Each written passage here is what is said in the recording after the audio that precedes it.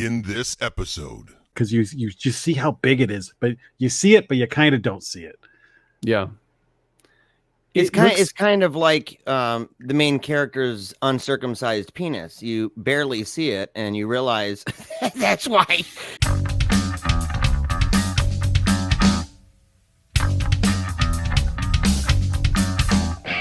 Welcome.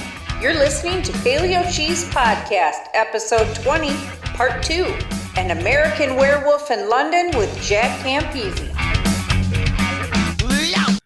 So here we are. We're going to talk about American Werewolf in London from 1981. It's a romantic comedy about an American who falls in love with an English nurse while his best friend tries to sabotage his newfound romance.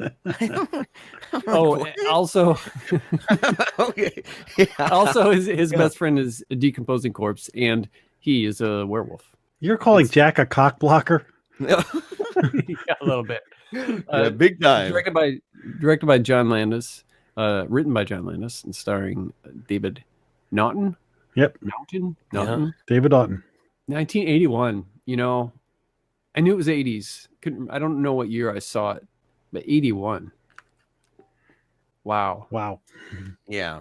I mean, my first thought when I'm even just getting ready to watch this, I think this is the third time I've seen it. I saw it in the 80s.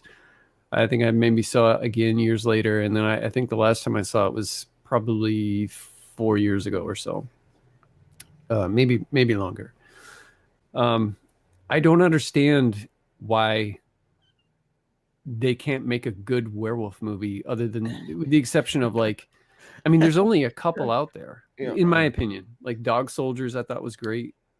Ginger Snaps, The Howling, I guess. Yeah. But, I mean, I don't get it. It reminds me of how they still can't get Richard Matheson's I Am Legend right after 3 tries. It's still the last one being the worst. Well, there's Twilight. Dude, what? Get out of here with that nonsense. Yeah. And they're not technically werewolves, right? Yeah. I mean, I'm serious though. I don't get it. Well, I'll tell you what. I've seen this movie a million times. It's one of my favorite movies of all time. And I think it's one of the best horror movies ever. And I watched it again this week number one, I was going to watch it anyway because it's October, but to freshen up for this. And as I'm watching it, it occurred to me, I'm like, why is this the best werewolf movie in my opinion? In many opinion, is because there's no other movie that takes the journey of the guy who's going to become the werewolf. And it's such a tight movie. It's like 1 month, and you have characters that you care about, and there's no scene where you're bored because every conversation is witty. It means something, and all the side characters are memorable. So there's never anything where you're like, well, who cares about this? Like when they're in that pub, every person in that pub is compelling. Even the patients in the hospital are compelling. The little kid saying no. Yeah. Like, so you just have this great movie that happens to be about a werewolf, and then the special effects they put in, forget about it. But I've never seen another werewolf movie that has the heart and the pure movie making that this movie has. Yeah. Would you consider this a werewolf movie, Chad? November? I mean, it is. I guess. Yeah. I feel like it is, but not. It's not like there's not enough of the werewolf in it. Like, I feel if somebody's like, hey, I'm looking for a good werewolf movie, anybody got any? If I said, yeah, go watch November right now, then they would be like, well, thanks for that waste of time. So I wouldn't consider it a werewolf movie. No. Yeah. If that's what they're looking for, because they wouldn't think it's an amazing movie. But if somebody's going in with the expectation of a werewolf, what do you think, man? I know it's not a movie, man. There was a TV show, and I'm trying to remember the name of it. It originally started in Britain, I believe, and then they made an American version of it, and it had a werewolf and a vampire living in the same house. Oh, was that on Sci-Fi? It may have been. Was there a ghost too? A ghost too. Yes. I actually didn't mind that. I thought it was kind of an interesting show. I can't remember the name of it, but I can tell you this. Hunter and I were at a horror convention, and the woman from that show was there, and she was so beautiful that we just couldn't stop. Like, we just stopped and we're like, yeah. Gorgeous. Yeah, you're right, Jack, about that. Those characters, like the camaraderie between David and Jack, I just liked listening to them talk. You know, they had great dialogue, and so when Jack dies, it's like, oh man, this sucks. I like them together, you know. But then they came back and they were together still. Yeah, that's true. And that's another thing. It's like there was so much more than just this guy is turning into a werewolf. You know, you had the whole like side thing with Jack, and then like, you know, him being like, dude, I'm in limbo until you die, so please die. And then you've got the, you know, a little bit of romance stuff, and then the cop thing, but it just all works so well together. And then of course, you know, just the whole werewolf stuff, and then the kind of, I guess you'd call the slasher part of it, where he goes out and kills 6 people during that first night. But it works so well, and it holds up unbelievably well. I was a little shocked at how even though I'd seen it, you know, 4 or 5 years ago, just how well it still holds up. Even the effects, you know. Yeah. Those, I mean, I remember them just being groundbreaking at the time. I think that's how Rick Baker got that job for Michael Jackson's Thriller, probably, because Landis and both of them. That's right. I forgot about that. Yeah. Well, and listen, after this, I was just watching Waxwork from the 80s, and there's a whole bunch of special effects where they've got the face doing things, and The Howling was being made at the same time as this. They actually stole Rick Baker from The Howling to do this. But like everything after this became, you know, just borrowed from this. And I thought they made really wise decisions. I mean, they showed close-ups of the transformation and everything, but I thought that the editing decisions that they made, as far as like how much they showed, was really wise, you know? Yeah. Like that scene in the subway where you just barely make out the werewolf from a distance as he's crawling toward the escalator. That's John Landis's favorite shot of the werewolf. Yeah. In that he goes, because he actually says, he goes, yeah, when I watch it, sometimes I feel like I showed too much of the werewolf, but we were just having so much fun. He goes, but I think the best shot is that, because you just see how big it is, but you see it, but you kind of don't see it. Yeah. It's kind of like the main character's uncircumcised penis. You barely see it, and you realize that's why, because he plays the part of a Jew. I had to throw it in there. He plays the part of a Jew, and the only reason why they didn't have a full frontal where it was just glaringly obvious was because after they had already cast him and stuff, he said, "Hey, look, I'm uncircumcised." Really? Yeah, that's why he didn't have a full. Yeah, that's why he didn't have a full shot. Interesting. You know, along those lines, one of the things that makes this movie work is... Rick Baker couldn't have just made a sleeve for him? Imagine that transformation. Or they'd just be like, look, it's a simple procedure. Just go ahead and just do it. Take one for the team. But he's Jewish in the movie, too. Yeah, he's Jewish in the movie. He's not Jewish in real life. So one of the things it struck me, every other werewolf movie just relies on werewolf scenes for scares, but this has these dreams he's having because of the transformation. So you keep getting these scares that aren't relying on werewolf scenes. Yeah. And that scene, it's great because when you hear them talk about how they get that, he's like, yeah, I want Nazi demons, because what would you be afraid of? He's like, I'm not married. He's not married. So, you know, it would be his family. And what would scare him? Well, Nazi demons would scare a Jewish kid. Yeah. You know, you know, it's weird. I had remembered those scenes, and when they came up, I was like, you know, the movie could have done without them, but I like them because they're almost kind of nonsensical. And the 70s did that a lot, and it reminds me of like, say, Phantasm. You know, Phantasm is so full of WTF moments that have really nothing to do. It's like they were just sitting around and what's his name? Cascarelli goes, well, let's see. How about when you chop off the tall man's fingers, they turn into flies. Right. It's like, what? But we won't, answer any questions about it and stuff. It's kind of like how those Nazi dreams felt to me, because I understood the running through the forest and killing the deer and stuff. That made sense. But the Nazi stuff was just kind of a little off the wall, but I appreciated it. Well, I don't know. I had a weird kind of scary dream the other night, and I woke up, and I don't have nightmares all that often, but I can't ever remember half of what happened. So as I was piecing it together, it was just, well, I know that there were like these two little kids, and I think they might have been ghosts, but I'm not sure. And what the hell were they doing in this, and all that. And so it got me thinking about that too. Is like when you have a dream, it doesn't always make sense, but the fact that he was, going through this and he was worried about his family and was he ever going to see them again, and all the related to the other dreams. It doesn't make total sense, but it kind of makes sense in that dream world logic to me.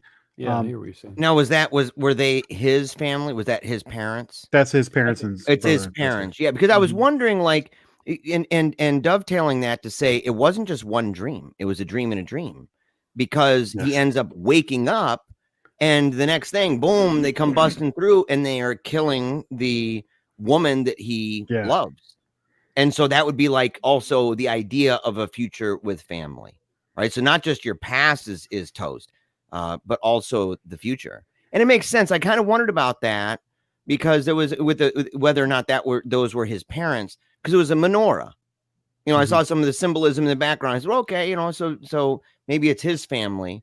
But then seeing, I wasn't sure if it was his family or if it was kind of almost like a future idea of his family with a woman. But that makes more sense what you're saying. Yeah, no, I've got the DVD, so I've seen the extras and all that stuff. So he specifically said it's his family. Speaking of the nurse, Jenny Agutter. Oh my God, she's gorgeous, man. Yeah, dreamy. The hair, man. The hair, everything. Let's be honest. And listen, if you look like that, and then you with that accent, oh my God, she must have owned everything. She was in Logan's Run, too. You're going places. There's another hot chick in Logan's Run. Farrah Fawcett, right? Oh yeah, man. Yeah, that was my girl back then. Ooh. Yeah, I thought she was great. But to be honest, that was like because I loved so much about it.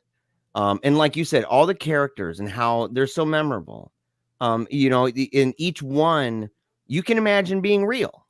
And it sticks with you. I mean, you could, say, well, what about the guy throwing the darts? Or what about the guy that went out to the cemetery in the rain? Or what about the dude telling the story, right? About the Alamo, or the woman. Still too heavy. Yeah. And just all of them had their own unique thing. And the conversations were so great. Even the one in the beginning, right out of the gate, where they're talking, the friends, and they're walking down the road, backpacking it, and kind of you can tell that it's a very natural conversation that I can imagine having with a friend if I was in a situation like theirs, right? Yeah, they're talking about that girl's body. Yeah, exactly. And then as they're walking away, I liked it too, how the way that the director chose to do this, to where as they're walking, the conversation's continuing to go as it's getting darker and they get off the screen, but it's continuing to go, and it made it feel like real. like you're really on a kind of journey with these guys. So I liked so much about all this, but the one thing, man, that I kind of was like, I don't know, was the relationship with the nurse. I felt like it was so fast, and I felt like it was so bizarre. Like in a real life situation, that's one of the most insane things to do. Not only to bring a guy home to your house and be like, you can stay with me. But then very quickly to start the old bone zone. And then on top of that, I know, been there. It's happened. He was a charming dude too. He was, but he was also nuts. And there were things like the idea that he comes in buck naked with a woman's coat, And she's like, where did you get that? And I'm thinking, Yeah. no, you would not. Like, that is not. So that was the one thing, because I felt like everything I think that was else just part of the humor. I that thought has occurred to me before, Mhm. but in watching it, I let it slide because I feel like they justify the scene where she's feeding him. Yeah. With, that was like that in a nutshell, where like she has charmed him, and she's just irresistible. So I think it was just like one of those magic. I think they justify, like, they only knew each other like 3 or 4 days, or a week. So yeah, when she's saying "I love you," at the same time, I felt like they gave enough moments for me to buy it, especially in a movie that needs to be contained within a moon cycle. Right. Well, and it's funny too, like, as I was writing my notes for it, I wrote "Hello, nurse," because when I said there, are you gonna force me to do this every day? I'd be like, yes, ma'am. Like, you don't even play with that. You just go, and how about that's what you do. When Jack comes to the apartment and he's like, "Nurse, huh?" Yeah. I must have enjoyed the romantic part of this because, and I hate to admit this, and I'm a little shocked when I watched this yesterday, and dude got, spoiler alert, when dude got shot at the end, I actually choked up for the girl. I don't know about that. I did. You did? But yeah, but you didn't cry at Quiet Place? No, that kind of irritated me. Oh no. Well, listen, when Jack and David are two really likable characters. Yeah. And so it is very sad because, and John Landis said this too, because the very first scene of these two guys is them with a bunch of sheep. He's telegraphing that they're dead in that very first shot of them in the truck. And when you think about it, like, this David Naughton's a really likable character, and his life is tragically cut short. So it is. But the movie has so much humor in it, that sometimes you kind of just like forget that at the end of it, because you're still laughing about the head flying off in the middle of Piccadilly Circus, and that he's like the slaughtered lamb. Yeah. In a way, and because the question was, well, where's the lamb? Because all it was just the wolf, right? And it's like, in the end, he's the wolf, but then he's revealed to be the slaughtered lamb. He was killed. This is true. And I'll tell you what, the Moors, wherever they were in that location, it's the absolute perfect location for that movie. Yeah. Because there was nowhere to hide, and there was so much darkness and vastness. And so this thing could be anywhere, and they're hearing it around them, I love that scene, man, because you see them leaving the trail, and I'm like, guys, what are you doing? What are you doing? You heard it twice. Stay on the trail and don't go in the moors. In these little adventures that Hunter and I would have, if anything seriously went wrong, I think the way we would react to the danger would be kind of like that, where we'd be joking with each other at first, and then be like, okay, come on, man, we got to go. Yeah. And it's slowly turning into panic. And then I could just I bought it as two buddies, in denial that something bad is happening, realizing it's happening, and then it all goes to hell. And then, man, when Griffin Dunn gets torn apart and he's just screaming, I mean, that may be the most traumatic werewolf kill in the history of and that his buddy runs, but then he comes back, which is probably what all of us would have done. Yeah, exactly. Sure. Yeah. When you realize I'm running alone here, and boys, I'm probably next, and or if I do get away, how can I live with myself? I guess I need to go back. Yeah, I thought that. Yeah, exactly. I thought their friendship was awesome. And I like to. It kind of reminded me a little bit of Evil Dead, where remember, Chad, as we're watching it, I kept thinking to myself, and saying out loud, actually, that the demons seem to be getting uglier every time you see them, and it's because you were saying, that the makeup, they had to do it different every time, so it's technically a little bit different every time they're doing these scenes and stuff. And I was like, man, it just get grosser, it's nastier. Yeah, that's the same thing with the buddy. And that was smart. It was awesome, and I liked it because it's like you're seeing him decay and getting just grodier and grodier. And then the scene, you know, and I can imagine, you know, we were talking in the previous episode, we were talking about kids, you know, if they're watching stuff and they might see, you know, special effects that don't look super real and all that. But the scene inside the, you know, the adult movie theater. Oh, that's hilarious. The face, man, that he had that were, I mean, at that point, I mean, just grodiness, his teeth sticking out, you know, and all this out of the skin because it's just falling apart everywhere. And the first time they show him, it's all flappy skin and stuff. And I thought, man, it was like making me gag a little bit. I said, dude, the little flap and stuff. I'm thinking, it was smart in the way that because when you see him again and you realize he's deteriorated, now you just want to see him again because you know what's going to do. You know, so it's another thing that kind of like, you know, keeps you into the movie. It's like, oh man, Jack's gonna look worse. What's he gonna look like next? He looks horrific, but he's still, hi David. Yeah, like because you're like terrified of him for a second there when you see him all green and in the dark. But I'll tell you what, Jack may be like the thing that makes this movie stand out from everything else, because when he first sees him and is like, hey, can I have a piece of toast? That's the way you talk to your buddy. And even like when they're in that theater talking with all the dead victims, they're all like, "I gotta kill yourself, you jerk! Let him hang. Who cares? Whatever." And he's like, "Hey, this is my friend." Let me know. So anyway, you do have to kill yourself, though. Yeah. So, you know, he's trying to be the peacemaker, and the negotiator. That scene's hilarious too. It is hilarious. Yeah, that was the epitome of dark humor. That was maybe my favorite scene. You know, because, you know, I could have done without the location, right? But that made it even more absurd, dude. When you're hearing all the moaning and they're having this discussion about alternate ways to kill yourself. Yeah, you know, I'm not. I'm talking just on a strictly moral sense. I don't know, man. I didn't. It wasn't to me. I could have done without that, but at the same time, you know, the idea that it's happening in this environment where that's going on, it was totally insane. You know, it's like, dude, really, of all the places, it's in this place, right? The orgy 24/7 or whatever, the 24-hour orgy place. But the conversations, they were so diversified. Like each person was very different.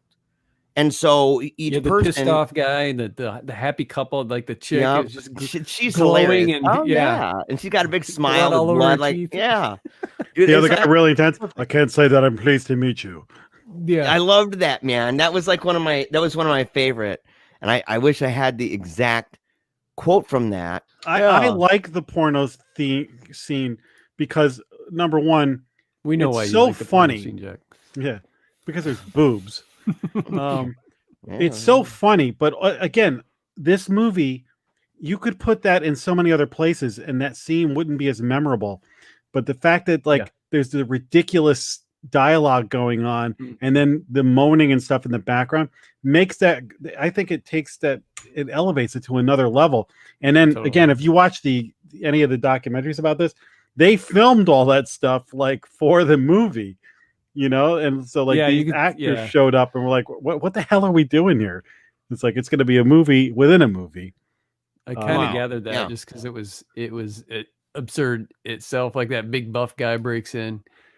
And that's what I'm saying about there's not one like wasted side character, including the people in the porno movie. I thought it was hilarious right here. I had the quote. I had to find it. He said, "Is someone there? I can assure you this is not in the least bit amusing. I shall report this." I just wrote Brits are so, you know, talking so properly. You know, I do not. Yeah, I do look most unpleasant. And that's what he said later, you know, and it just, it was so funny. Like in each person, they don't sound the same. Like they're unique in their personalities, all these characters, and to have all of them in that place. You know, you have basically two places where that seems to happen. You have it in the pub and you have it inside of the porno house, right? The adult movie place. So you have them in both those places. And when everybody's talking, they're all unique and memorable in their own ways. And the writers did a really great job, not only of getting different personality, you know, people acting in very different ways, but the way that they spoke, you know, the way they phrase things. And I said, that's fantastic. I thought it was amazing. Yeah, that Jack, pub scene, you're right. Like every guy who speaks has their own thing, especially the still too heavy guy. Yeah. And it's great how when the doctor goes and visits the pub later, they're the same people, but they're now like in a different mood. They're like paranoid and scared. You know, like and you see another side of them, and they don't have the leverage on this guy like they did the two kids. Yeah, Jake, let me ask you this: what are your favorite werewolf movies? Well, this is my favorite werewolf movie. Other than this one, yeah. I think The Howling is fun, but I've only seen it a few times. I like Ginger Snaps. I like there was one, what the heck's it called? Teen Wolf. There's one about a blind guy. About a blind guy, and these werewolves have very long ears. I can't remember what the heck it's called. That was a pretty fun one. You're not talking about Dog Soldiers, are you? I'm not talking about Dog Soldier. I think that's a fun one too. The werewolves are so cool in that one. Yeah, that's a very fun movie. Yeah. So, but I would say The Howling is probably like underneath the. I like The Howling significantly less than I like this movie. Yeah. But I do like The Howling. I think it's fun. It's cheesier. It's much more of like a popcorn horror movie. Well, that being said, since you like basically the same ones that I do, what do you think? Why do you think they keep missing the mark? And what do you think late phases would make a good? What do you think would make a good werewolf movie? Why isn't it? Why are they missing the mark? I mean, it's not like they're constantly trying, but when they do, I'm not, even with like Nicholson, I'm just not that impressed. Well, I think something like Ginger Snaps had what a little bit of what this was going for, where it had compelling characters and a plot that carried it, that married into the werewolf thing, but it didn't just rely on the werewolf scenes. And that lead actress in that is great. So that's a real fun one. Yeah. I don't think any werewolf movie has cracked the character stuff like Landis did. You know, there's so much humor, and I think that's one of the reasons I love this movie so much, that no other werewolf movie was able to get. And listen, I'm a Landis sucker. The Blues Brothers, Animal House, and this are like all in my top. That could be like, if I was just on a desert island with those three movies, I'd never be bored. So I don't know. There's a werewolf, like I'm watching The Wolfman right now. The fact that you're watching it like right now tells me you're doing it in sessions, and that it might be because it's boring. You know what it was? Is I wanted to sneak it in before we started playing. We started doing this, and I did. I got I think I have 20 minutes left. But I will tell you this: it's like 45 minutes before he turns into a werewolf.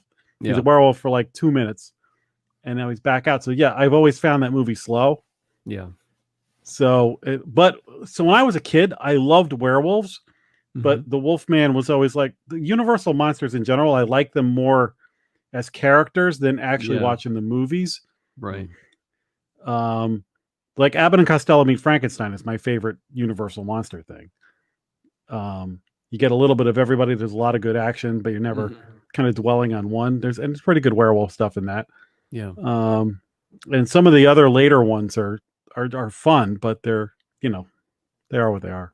I watched a show that had a cool take on werewolves and a cool take on the transformation called Hemlock Grove. Have you seen that? Yes, man. I watched like the first episode, and it didn't kind of do it for me. Wasn't that a Netflix original, man? Yeah. Yeah. I liked that. Yeah. I don't know why I didn't think about that, man. Yes. I liked it too. I mean, there were some parts that I didn't, and it was a little, sometimes it would get a little too maybe teeny bopper for me. But overall I enjoyed it. I thought what's his name who who wasn't popular at the time, but he sure is now after playing Pennywise. He's in that? Yeah. Famke Johnson's in that too, or whatever her name is. He plays the main like vampire guy. And who's the woman, man? Wasn't she Famke Johnson or something like that? Wasn't the woman, wasn't she also an X-Men, or am I thinking something else? Yeah. The Phoenix, right? Yeah. Yeah. Gorgeous, man. Yeah. You ever see Yeah. You ever see Cursed, the Wes Craven werewolf movie? Christina Ricci. So. No, that sounds good though. Yeah, that sounds interesting. Christina Ricci. Oh, that sounds like a good movie. Yeah. Okay. Dude, I want to say that I did, but I don't remember anything about it. That's a goofy one. That's one worth checking out. Late Phases is a pretty good one. Dog Soldiers, like you said, is a lot of fun. Late Phases, I haven't. And I didn't know until rewatching American Werewolf in London that obviously Max Booth III got his the title for his book. What's it called? Carnivorous Lunar Activities, or from American Werewolf in London, clearly. Dude, you got that knock joke from there. Dude, I didn't know that. Dude, I was hilarious. Yes, I saw it. And right out of the gate, because that was the part where he's walking and it goes dark. And I said that it was really great and memorable how they did that. And I'm watching, all of a sudden he says, "Yeah, I got one for you." He said, "Say knock knock." He goes, "Knock knock. Who's there?" And he's like, waiting. And I thought, I'm like, I know, man, where that is. I said, I did that. Yeah. That was isn't that how the intro for has that one come out yet? Well, it will by the time this one. For just the last episode that just came up. Yeah, I think that's the intro. Me telling that joke 2 episodes ago. Oh, that's awesome. Yeah, or more. Yeah. I didn't know where, when you hear a joke, you never really know where you hear it from. But when I was watching this yesterday, I was like, oh, Jeremiah's gonna bust me out on that. He knows where I got that joke from now. Yeah, it was that was weird. It was still good though. It made me laugh. So, dude, what did you think? Because we haven't talked at all about. What did you think of it overall? Of American Werewolf in London, Jeremiah? Overall, yeah, I enjoyed it. Didn't turn it off. Thought that it was, of course, obvious. Well, look, hey man, there's some movies. I was tempted with Were Rooster, dude. So when I heard, where you have to stick through there. Now there's a werewolf movie for you. You have to wear something. Yeah. So no, but I liked the movie. I thought that as I said, the dialogue, the characters, I liked the scenarios and situations that they found themselves in, the special effects, especially the special effects. But I don't know how I feel. Like I already said how I felt kind of about the love situation. Yeah. Right. And it would have been better, I think, if they didn't do the part where he's like, I just, rather than commit suicide, I think you should be killed by a person you love. Because I knew at that point, I'm like, okay, well, they're going to somehow rush this and it's going to be a love situation. And then it's going to result somehow. And so to me, it was a little bit. So you have no heart, in other words. Yeah. Well, it's one of those fools rush in things. I don't know. Like, the heart's a thing that's it's difficult, man. And so, it seemed like it was pretty quickly, and I'm like, with all of the factors coming into play with this, if somebody jumped the gun that quickly to say, I love you like that. Did you see what she looks like? And but you know what? But she was. Did you hear that soothing voice? It was, wasn't it? I might have actually been in the same place as him in real life. If I was in that same boat and she's doing that whole charming thing to me, I might be there, in my mind about that, my heart. She's taking care of you, giving you a place to crash. But then the ending, man. Feeding you. Like I liked the ending, and I knew that they would have to, but because I'm at least suspicious of that thread, that thread within the film of the love, right? That it kind of, the ending really does require one to really kind of embrace that connection between the two, like you did, Chad, where you started weeping. You said it though. I wasn't weeping. I believe that you just said it. I believe in their connection. I felt the connection between those two. So even though it was short, I bought the connection. Yeah, but that was the only reason why. So the idea for the ending and what it was, no problem. To me, it was about the development and was I able to connect with that development in that span of time. But if somebody did, then it makes sense. And that's why, when Jack's saying, and of course, Chad, yeah, Chad, and you sure you weren't weeping? Well, how would you on a level of like 1 to 10? Cries, dude, tears. No, there was nothing like my vision choked didn't up. get blurry. Choked up, yeah. I just felt it. I was like, oh, there's that Lutsky thing again that I do, and So I am the heartless guy in the group. He was weeping when terrible. He was weeping when the kid goes, "A naked American man just stole my balloons." Yeah, but other than that, I really enjoyed it. give us a star rating. And even that, a star rating 4. 4. 4 out of 5. Yeah. Cool. So I would say, were you impressed? Did you know that this is from 81? No, but and the thing is that is something that, was extremely impressive to me to think like, okay, even how they made things grow, like the ears and the hands and stuff. Yeah, what did you think of that whole transformation? Because it was amazing. That groundbreaking. Like that's fluorescent light. Yeah, with, Landis said, "I want to show it," and Rick Baker pulled it off. And the muscles on the thing. Everything about that I felt was remarkable. One of the most impressive parts was his. Because you could see a little bit of makeup and stuff like that, but dude, when his feet grow and they make that sound, dude, that particularly looked like super. Other than the back and the spine and all that part looked super real. The heels and the stuff stretching out. I love it. When you watch the Wolfman, when he changes, he pulls up his leg and there's more hair on his leg, and then they show his feet. Time lapse or whatever, and then they pull back and he's a wolf. This one was pain. And my wife, she watched it with me, and when it showed the back, right, and the transformation in the spine, I heard my wife go, "Oh," like this, and I said, "That's because it's compelling." Like you look at that, and it's like you can almost imagine that's happening to the guy. Like the disbelief for me was suspended. I was like, "This is crazy." It was it was awesome. Crazy. Yeah, and he did a good job of acting that part. I felt that everybody did a good job acting their part. So much so, yeah. In that transformation scene, I guess apparently, where his eyes are all bloodshot and red and everything. Mm-hmm. That's from him straining.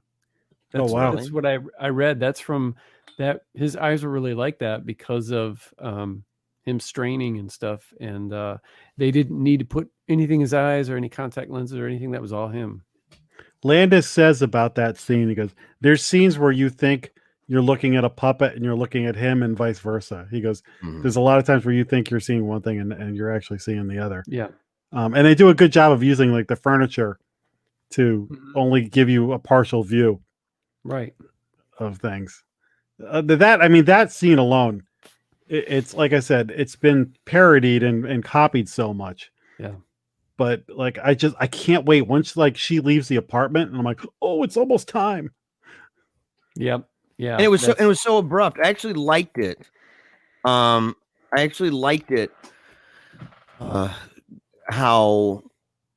when he was in the house by himself, he's looking outside. It gives you a sense that, he's wondering, right? Because he's still kind of in that place. Am I dreaming? Is this real? It sure seems real. But he's going outside and he's obviously anxious, and he's looking out and he's kind of, but then all of a sudden he's sitting down, he's trying to distract himself and everything, and he's running out of things to distract himself with. And then when it hits, it wasn't like a slow build. It was like he's sitting there and then like this, and it was boom, and it just hit him hard. And it was, I love that because it wasn't like the slow thing. Once that bugger started, man, it wasn't long, and you're completely a werewolf. And so it was awesome. And I think that as far as other werewolf movies go, what I was saying about the compactness, I don't think there's an ounce of fat on this movie. And the fact that he turns into a werewolf, he kills some people, and then the second time he turns into a werewolf is the last time he turns into a werewolf.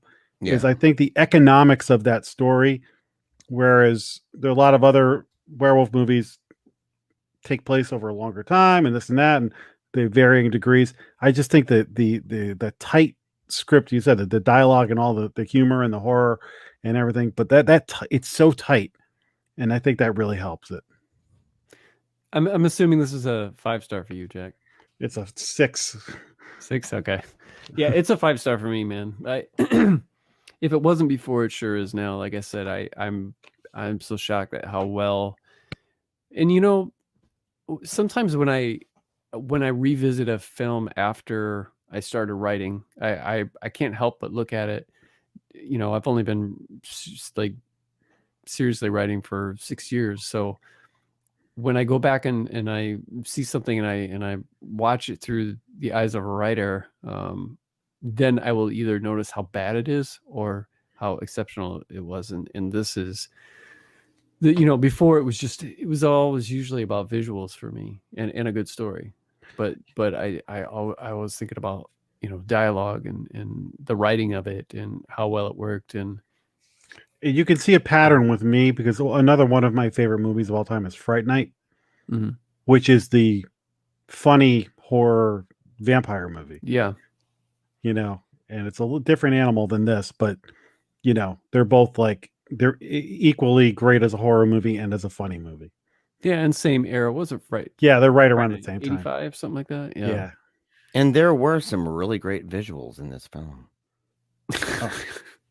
So, was there any kind of did you spend any time in what's the cave, Jeremiah? I can't believe Enlightenment Cave. Dude. Enlightenment Cave. Did you Enlightenment Cave hang out in Enlightenment Cave and learn anything? Yeah, I did. Sipped on absinthe many hours straight, while also inhaling large amounts of helium. Came out with a great deal of enlightenment. What I figured was this: if I learned anything from that film, it would be a couple things. Number one, if I end up turning into a werewolf, or I'm afraid that I might in fact turn into a werewolf, and I wake up the next morning and I'm completely naked inside of a wolf cage at a zoo, the last thing I'm going to do is probably ask a little boy for balloons from inside of a bush, because then if I get busted, I'm like going to prison for multiple things. But more than that, to ensure that I would never be in a place to even ask for balloons from a little boy, I would do, just invest in like a fanny pack with an elastic belt. And that way, once it shreds, if I kill somebody, just grab it with the paws, put it in the fanny pack, zip that bugger up. And then when you transform back, you've got your fanny pack full of clothes. It's bloody, but it's better than full dong out, going up to kids with balloons. So really you'd want to be a marsupial. Yeah. So if you were the Hulk, if you were Bruce Banner, you would also wear a fanny pack. A fanny pack, yes. So but it'd have to be the stretchy kind, like the ones like those old Zubaz pants from the 80s that people used to wear, the zebra stripes and everything on them. Wrestlers and stuff used to wear them. That would have to be that material. It'd have to be pretty strong, especially if you're the Hulk, And that would be an interesting film, the Hulk becoming a werewolf. Like, that would be another level. But that's what I learned, Chad. If you wake up naked inside of a zoo like that, wait it out till it's dark and then run around, buck naked, or hide strategically, or best of all, wear a fanny pack ahead of time. So what about you, man? I didn't see you in Enlightenment Cave. I didn't see you there. Oh, I was there. I'm surprised that you didn't see me there, because I'm a little disappointed. We came out of the cave having kind of similar things that we learned. And I was hoping that we could learn individually, come together, and then I learned from you, you learn from me. But, I guess we must have been naked in that cave while we were in there, because I learned that that in London, it's okay to hide in the bushes naked while you're trying to coax a small child to come to you. And then overall, it's really tough to get arrested over there. Even if you confess to multiple murders. So if you're streaking or flashing or murder, if you're into that, London is the place to be. Yeah, London's where it's at. And dude, it's funny because he goes up to the Bobby. What did you call it?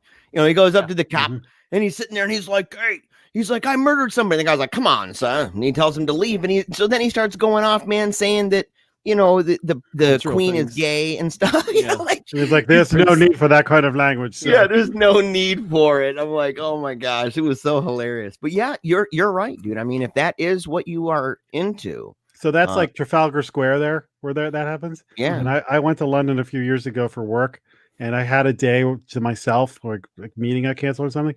So I was staying right around the corner from where that scene was shot. And then I walked up and just found myself in Piccadilly Circus. Yeah. And I was like, oh, okay, this is all near each other. So I took a nice selfie of myself, like howling at the that's awesome. The moon in Piccadilly. It's totally different looking now. All the stuff has changed. But I wish I would have seen this.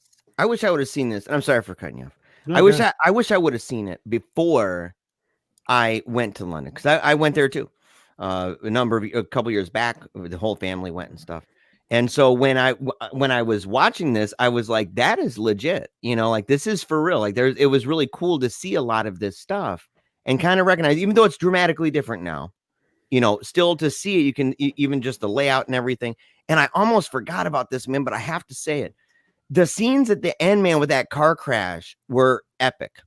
Like that was, dude, the run over by a bus, the one person on the ground, just blah, blah, blah, and then another person comes flying through the windshield, right? And just like right through the glass. And then another one, it's a cop, and the cars spin around and smashes the cop in between cars. And I'm like, dang, son, you waited a long time. So it was a great ending, though. The chaos there like that. So again, a werewolf movie with some great werewolf action, but it had other elements like that car crash thing. Yeah. That made it so memorable. When you walk into like, oh my God, that scene in Piccadilly Circus is crazy. No other werewolf movie has that kind of stuff in it. Yeah. That was like the Blues Brothers ending that he threw in there. With 1,000 cop cars in downtown Chicago, he was like, let's just throw everything we got at this last scene. It's amazing. Yeah. It's definitely not a movie that, I mean, there were plenty of werewolf movies before that with, Lon Chaney and stuff. And like, what's this, like Curse of the Werewolf and, some Hammer stuff and things like that. But when this came out, it's definitely not one that you'd been able to say, oh yay, another movie about a werewolf. Because it's Have you seen Curse of the Werewolf? If I did, I saw it a long time ago. So I just rewatched it, and it's an interesting movie because some people it's the greatest movie ever. And it's I loved Hammer movies growing up, and it's funny when you watch them now, they're so much slower than you remember. There's like great scenes, and then you're like, oh wow. That movie, like Oliver Reed's not even in that movie till halfway through it. Because it takes so long. They show him as a kid. Okay. I don't think I have seen that. I've always wanted to because I like Oliver Reed. So like he's so creepy to me in was it Burnt Offerings?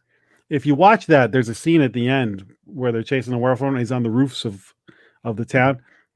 So when you see the Wolfman remake that they did, and there's that whole rooftop thing at the end of that, you're like, oh, this is right out of Curse of the Werewolf. Okay. Jack, do you have URLs just like monstermen.com for the monstermen.net or just go look up Monstermen 13 on YouTube and you'll find us, or wherever you get podcasts, just look up Monstermen. And then Final Guys is finalguys.com, or again, just look us up on YouTube or anywhere where you get your podcasts. So Final Guys is we record on Tuesdays and post the podcast on Wednesdays. So we have a live cast on Tuesday nights. And Monstermen, we kind of do it like every other week. So you can find us on YouTube. And we have like 10 years worth of content to go back on Monstermen. Yeah, which is what I'm doing I'm doing on Final Guys right now, and I'm sure I'll catch up on Monstermen too. But I would encourage anyone to go check those out, particularly if you're into reading horror or watching horror, because these guys they have great camaraderie on the show, really know what they're talking about, and really cool. We're not afraid to give each other a hard time. Yeah, no. Yeah. Great show. I love watching. And Jeremiah, where can they find us at? Or Yeah, they can find us or whatever. YouTube, Twitter, Facebook, Instagram. You can find us all there at Paleo Cheese, PALEOCHEEZZ. So you can do that. And of course, paleocheese@gmail.com. Email us. Let us know if you would like to have us interview somebody, or if you'd like to have us review a movie, or of course, Chad is open to book reviews. So make sure to message him there. No, I'm lying. Don't do that. It's all a joke, kind of like Fortress. Okay, it's just me being annoying, but you can do that, and we love it. We love engaging with everybody, and of course the podcast you can hear on many different platforms, but you can find us at Project Entertainment Network's website. You can find us at on Acast, Spotify, and most any other place where podcasts can be listened to. So that's where you can find the show. Indeed. And thanks again, Jack, for hanging out. Monster Men's on the Project Entertainment too. So maybe right. that's the first place to go. Yeah. Yeah, this was great. I'm really glad you had me on. This was fun. Yeah, and I'm glad you picked this movie too, because it needed a rewatch for me, and I'm glad Jeremiah got to see it. I'm glad to hear what a newbie's view of this is, because as you can tell, it's on a pedestal for me. Yeah. So yeah. It's good to hear your opinion. It was awesome, man. And it was awesome to meet you and to speak with you, and so, I said that today. I said, I love doing this show. I love it because we get to talk about all these fun things. I put it on Twitter, but I said, one of the coolest things is that, I've been able to meet a lot of people, and people I've never met or even spoken with, even on social media. And it's always been a pleasure. I mean, every person, and I mean that sincerely to say, it's just so cool to hear the stories, right? And to hear the things that, that you've done or that you've experienced or whatever. And so, of course, like Alcatraz and stuff like that. I loved it. And we even had our little conversations in between the episodes, right? And we did. And so I'm just, again, man, it really means a lot. I'm glad not only you picked the movie, but I'm glad to have made your acquaintance. Me too. It's funny because when you said that, when I said that my phone case was my litmus test on people, I think you just hit on something. Is when you meet another horror fan or genre fan, whatever, you could be a right brain, left brain, Republican, Democrat, whatever, all that other stuff. But if suddenly you're like, hey, you love The Thing too? Yeah. Oh my God. And suddenly you're talking and you go from like perfect strangers to friends in a minute. Yeah. It's a cool thing. I think that's why I like Final Guys so much too, because all four of you guys, I could be like friends in real life. Like if I lived, you guys are like part of my tribe. I've got plenty of friends, acquaintances and stuff online. It's like, yeah, this person's cool. I don't know if we'd hang out in real life, but yeah, Hunter, Tim, Jason, yourself, I would totally be hanging out. Hey, I've never met Jason in person. I've been podcasting with him for 3 years. I've met Tim a couple of times in person, so we're legit. Well, that's the cool thing about the internet. I mean, one of my closest friends is I've never met in real life, and that's John Bowden, and we've been friends for almost 6 years now. And we've never met in real life, but we've written a book together. We've written stories together and all kinds of stuff. So it's cool. That's one cool thing about the internet. Yeah, right. One cool thing. Well, Jeremiah, we're buddies now. Yes, man. Yeah. So Thunder buddies. Awesome, man. Yeah. So thank you so much for being here. Right. Thank everybody for listening. Make sure to keep tuned in for more great episodes of Paleo Cheese.